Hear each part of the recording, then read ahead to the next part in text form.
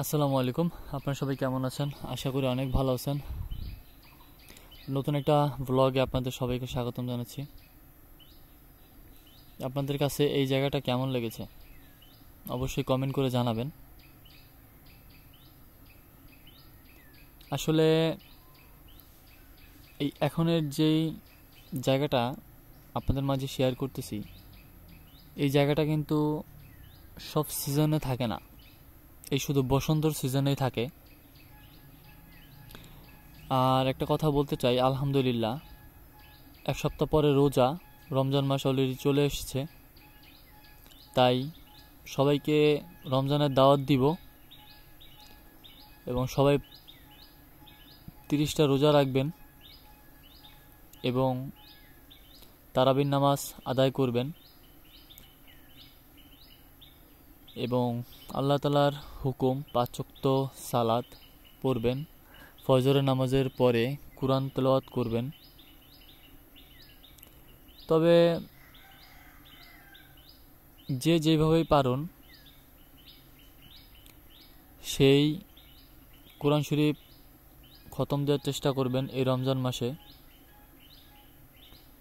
কারণ এই রমজান মাস এলেই সাহাবীরা তৈর হয়ে যেতেন। তৈর বলতে কি, তারা সব কাজ ফেলে আল্লাহ তাআলার হুকুম হাকাম পালন করার জন্য তারা তৈরি হয়ে যেতেন। তো সাহাবীগণরা এমনভাবেই তৈরি হতেন তারা, যে তাদের একটা খারাপ কাজও যাতে তাদের দ্বারা না হয় এই রমজান মাসে, এবং তারা যাতে কোনোদিনও যাতে খারাপ কাজ নাও করেন, এবং একটা সওয়াবের কাজও যাতে না ছুটে, সেটা যতই ছোট হোক। তো আমি বলবো আপনাদেরকে যে আপনারা রমজান মাসে হোক আর যে কোনো সময় হোক, আপনারা গুনার কাজ যত ছোট হোক করবেন না, আর সওয়াবের কাজ যত ছোট হোক ছাড়বেন না। তো রমজান মাস চলে এসেছে। আল্লাহ পাক এই রমজান মাস সবাইকে দান করুক। আর এই রমজান মাসের একটা ফজিলত আছে, আলহামদুলিল্লাহ আলহামদুলিল্লাহ আলহামদুলিল্লাহ। আল্লাহ পাক হযরত মুহাম্মদ সাল্লাল্লাহু আলাইহি ওয়াসাল্লাম তার বন্ধুকে দান করেছেন। সেই ফজিলতটা হলো যে কোনো ব্যক্তি যদি এই রমজান মাসে রোজা রাখে এবং কোরআন তেলাওয়াত করে এবং তারাবির নামাজ আদায় করে, তাদেরকে 70 গুণ বেশি বাড়িয়ে সবকিছু দেয়া হবে, সওয়াব আর কি। 70 গুণ বাড়িয়ে সওয়াব দেওয়া হবে। যে কোরআন শরীফ পাঠ করবেন, খতম দিবেন, যে এক খতমে 70 গুণ সওয়াব পাবেন। তো চিন্তা করেন যে এই রমজান মাস কতটা পরিমাণ গুরুত্ব, কতটা পরিমাণ ফজিলতের মাস। আরেকটা কথা বলবো, তা হচ্ছে যে আপনারা যারা আমার ভিডিও দেখতেছেন, অবশ্যই সব এইজেরই আমার ভিডিওগুলো দেখেন। আমি দেখি আমার অ্যানালাইটিক্সে, ইনসাইটসে।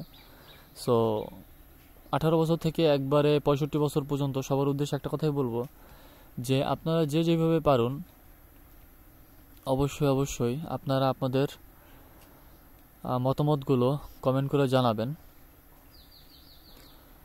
কারণ মতামতগুলো জানলে কি হয়, যে ওই ধরনের ওই রিলেটেড ভিডিও করা যায়। আপনারা অবশ্যই আপনাদের মতামতগুলো জানাবেন। তো ছিলাম রমজান মাসের ফজিলতে। রমজান মাসের ফজিলত সাহাবীরা আসলে এমনভাবেই পালন করতো তারা, যে তারা বলতো, এমনভাবে বুঝায় বলতো যে অন্য অন্য মাসে যদি নামাজ পড়ে, রোজা রাখে বা আল্লাহ তাআলার হুকুম হাকাম পালন করে, তাহলে অল্প সওয়াব, কিন্তু রমজান মাসে তার দ্বিগুণের থেকেও চৌগুণ বেশি সওয়াব। তো আপনি যখন একটা জাল খ্যাপ দিবেন কোথাও, যদি দেখেন একটা ভরা জায়গায় ভরা মাছ, হ্যাঁ, আরেকটা জায়গায় খালি মাছ, অল্প মাছ আছে, আরেকটা জায়গায় অনেক মাছ আছে, তো যে জায়গাটা আপনি খ্যাপ দিবেন সেখানে যদি আপনি অল্প মাছ উঠান, তাহলে আপনার কি মন ভরবে না। আর আপনি যদি বেশি মাছ যেখানে সেখানে যদি খেউ দিয়ে যদি বা খেপ দিয়ে যদি দেখেন যে আপনি বেশি মাছ উঠছে, তখন আপনার মন ভরে যাবে। তো বুঝালাম এই জিনিসটাই যে রমজান মাসের ফজিলতটা এরকম, আপনি যত বেশি আল্লাহ তাআলার হুকুম হাকামগুলো পালন করবেন, রোজা রাখবেন, তারাবির নামাজ পড়বেন, তারপরে কোরআন তেলাওয়াত করবেন, 5 ওয়াক্ত নামাজ, ফরজ নামাজ আদায় করবেন, তার 70 গুণ বেশি সওয়াব আল্লাহ তাআলা আপনার আমলনামায় দান করবেন। আলহামদুলিল্লাহ। তো বেশি কথা বাড়াবো না, আমি আপনাদের মাঝে উদ্দেশ্যে কথাগুলো বললাম এই জন্য যে আমি চাই যে আমিও আপনাদের সাথে সাথে আমিও সওয়াব অর্জন করি, সওয়াব কামাই করি। কারণ আপনারা আমার ভাই, আপনারা আমার বোন, আপনারা আমার দাদা দাদু, আপনারা আমার নানা নানু, আপনারা আমার ভাইয়া আপুরা, সবাই। সো আমি চাই যে একটা কাজ করব, সেই কাজটা যাতে গুনার কাজ না হয়। তো সবাই হুকুম হাকামগুলো পালন করবেন আর তৈরি হয়ে যান রমজান মাসের জন্য। সবাই ভালো থাকবেন, সুস্থ থাকবেন।